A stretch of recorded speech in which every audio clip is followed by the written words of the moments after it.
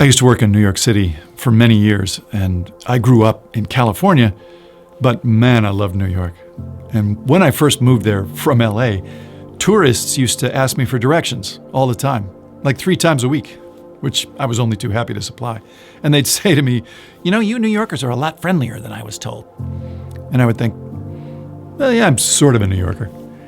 But after a few years, I started to notice that people were not asking me for directions nearly as much. And I thought, oh, I guess I don't look friendly anymore. And maybe I am a New Yorker. And then one cold winter morning, I was at an intersection with a very typical cross-section of the city. You know, every size, every gender, every color, every religion, you know, New York. And while we were all waiting for the signal to change, I suddenly noticed this 3-year-old girl walking down the street by herself. And in the exact same moment, about 10 of us leapt in to form this protective circle around this child. And if you'd seen the body language, we were all on high alert.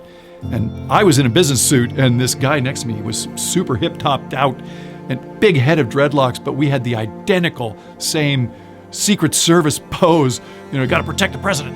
And it was like Muskoxen protecting our young from wolves. And I looked around, you know, for wolves, and here's what I saw. I saw the entire sidewalk of people had stopped what they were doing to help find that child's mother. And the poor mom came up frantic that her baby might be in some danger. And I thought, lady, that kid was safer on this city street than anywhere else on planet Earth, okay? And when everything got back to normal, I actually didn't want to leave. I turned to the dude on my left, and I could see he felt the same way, and he reaches out and he gives me a fist bump. And that's when I felt like a real New Yorker. I went out and bought a Yankees hat.